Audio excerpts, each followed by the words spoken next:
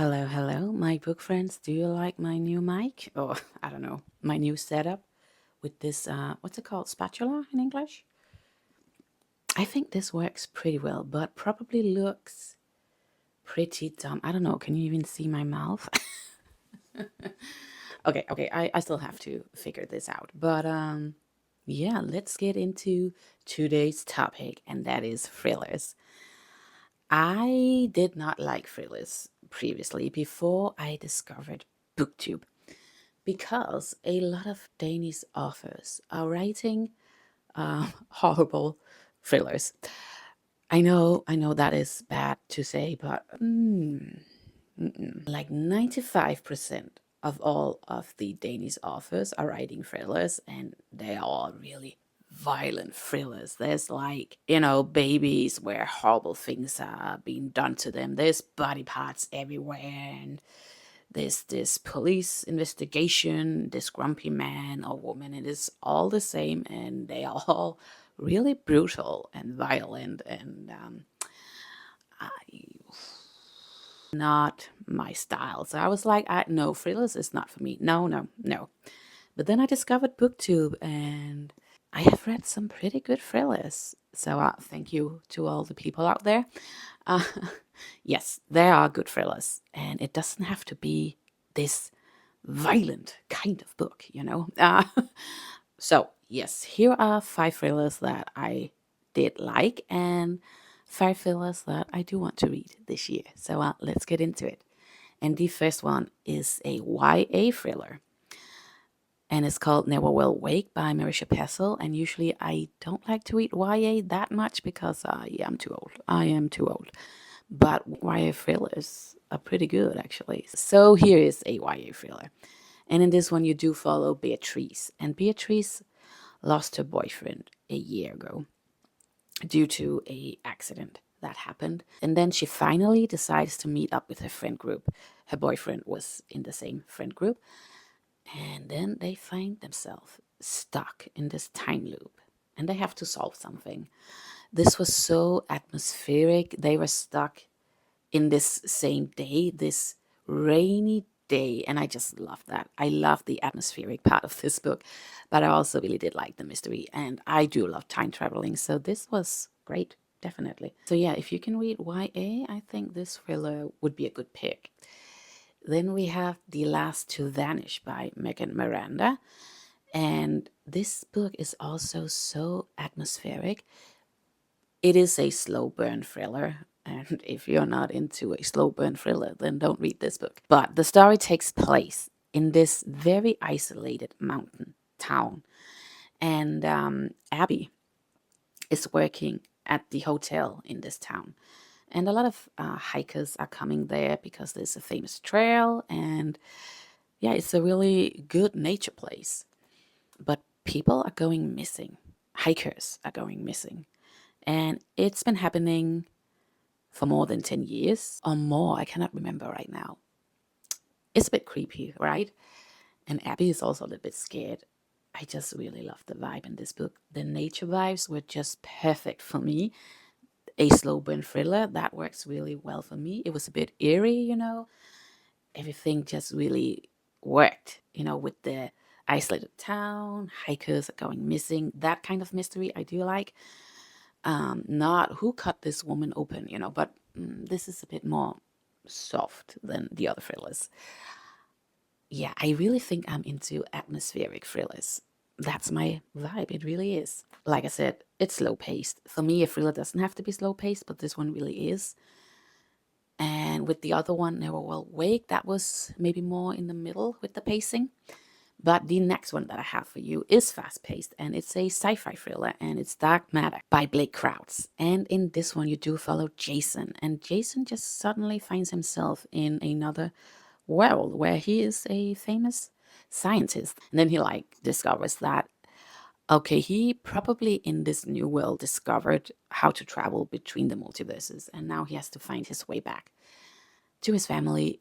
This is a big sci-fi story. It's fast-paced, it's filled with action, and I did like it. So, then it's good. Um, And I have tried Recursion from Blake Crouch. I didn't like that one that much. That story was also supposed to be a big epic story, but I just don't think that it wrapped up as nicely as Dark Matter did. And it took me a long while to get through that book. With Dark Matter, it was like, okay, I need to know what's going to happen. So it was like, okay, I am happy. So yeah, like if you're into sci-fi and sci-fi thrillers, this could definitely be a good pick, and also a great recommendation for if you are looking for a book for your husband, boyfriend, dad, whatever. Yes. Then I have Wrong Place, Wrong Time by Gillian McAllister. I really love this book as well. You do follow this woman, and one evening she sees her son committing a murder. And she's like, that's not my son. He wouldn't do something like that. And then the next day, she is reliving the previous day. So she is living her life backwards now. Each day is the previous day. She's like, okay, I am supposed to solve this mystery. Why did my son murder someone?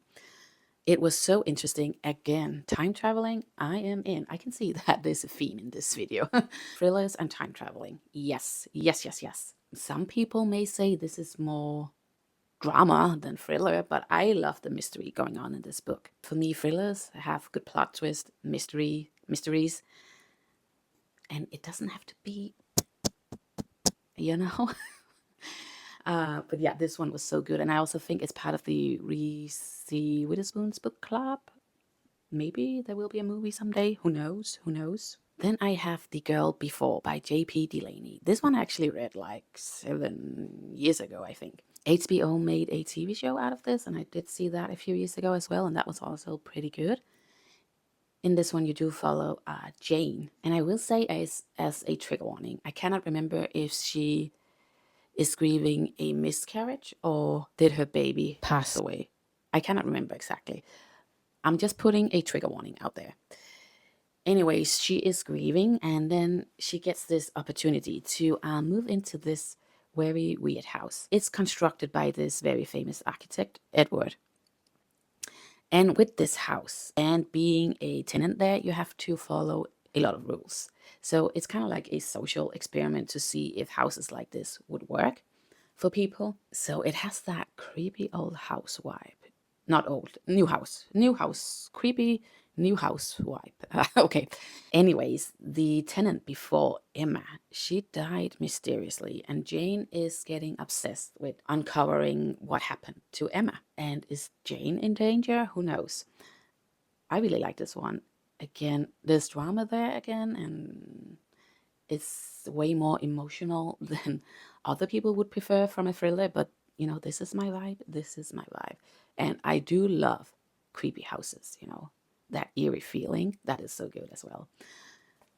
So yeah, go read this one or see the TV show. I mean, I don't care. That was the 5 thrillers that I wanted to recommend. And let's move on to the thrillers that I do want to read.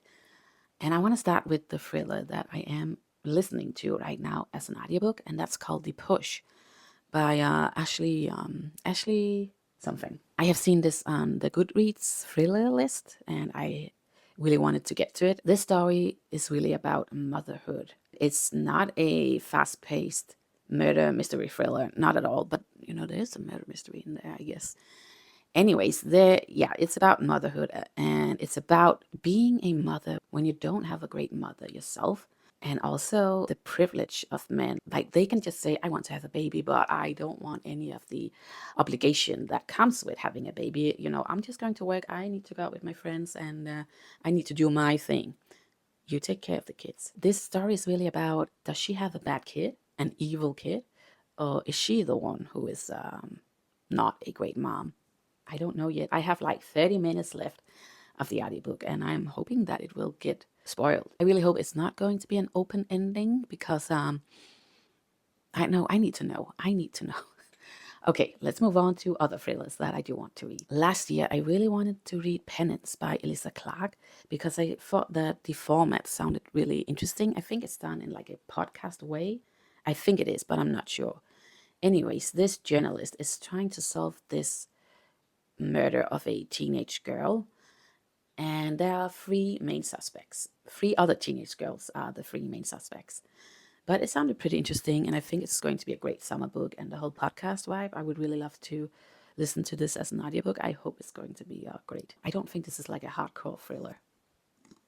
Okay, listen, I have not read a Freida McFadden book yet, and I think it is about time. And I think I want to try The Housemaid, or is it called Never Lie? I know The Housemaid has just been made into a movie, and it's just one of the actors in that movie is politically not my cup of tea, I guess. In these times, like I'm scared of people like that. So okay, enough about that. I don't think that has anything to do with Freida McFadden, though. I have heard mixed things, but mostly I have heard great things. I think her books are pretty easy to get through. And yeah, I mean, I'm not a snob when it comes to that. I'm not a literary snob, not at all. But some people are, and then I guess these books are not for them. But maybe they could be for me. But have you read any of the books which were the best? Because I have no idea. But yeah, I'm hoping that this would be a nice, popcorn read. But I don't know.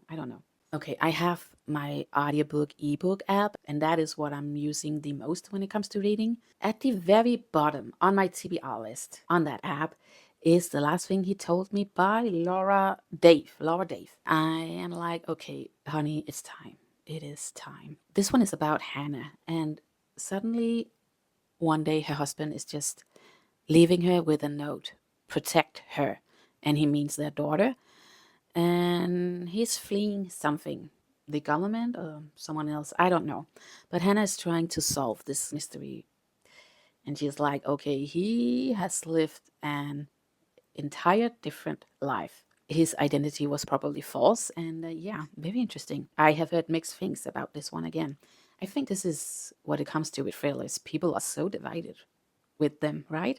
Anyways, I think it is about time that I try this thriller. Okay, and then I asked ChatGPT if it could help me with a translated thriller, because I do want to read a lot of translated books instead of only supporting native English-speaking authors. And it was very hard for me to explain to ChatGPT that I did not want the violent books, because I wrote that first.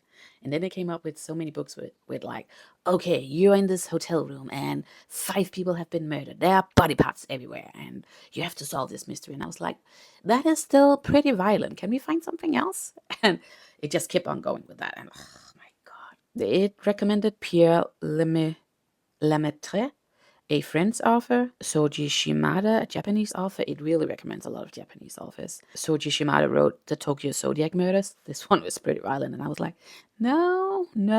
Then it recommended The Woman in the Purple Skirt, and this one sounded a bit more of a psychological thriller, so maybe more my style. And it's by Natsuko Imamura. Maybe I should try this one, but the ratings on Goodreads was pretty low. Then it also recommended The Girl with the Dragon Tattoo by Stieg Larsson, and this is a Swedish author, and I tried reading that book. I tried to start this book many times when I was a teenager because my parents had the series. It's awful. It's really awful. Swedish and Danish authors, when it comes to thrillers, don't go there. Don't go there. Then it also recommended The Silent Patient, and I'm like, dude, this was written in English. Then it also recommended a Icelandic author, Ragnar Jonasson. I think that's how you say it. I don't know. But then I asked for female authors because maybe that could be a little bit better. And then it just recommended a lot of British authors. And I'm like, dude, that's still English. Come on. That's so weird. Like, it recommended The Midnight Library. That's not a thriller. And also it's not translated. Like, so I don't know. I did not find anything I wanted to try. So I'm still looking. And then I came up with The Convenience Store Woman by Sayaka Murata, also Japanese. And then it says borderline thriller, but fits your vibe. This has been on my TBR for a very long time, so maybe I should just try that, but I really don't think that's a thriller. Okay, but if you have any translated thrillers that are not so violent, police heavy, I mean, they are good for a Netflix show, but not for a book. So if you have any good recommendation, I would love to know. So yeah, now I'm done going through all of these books. You have a nice day and take care.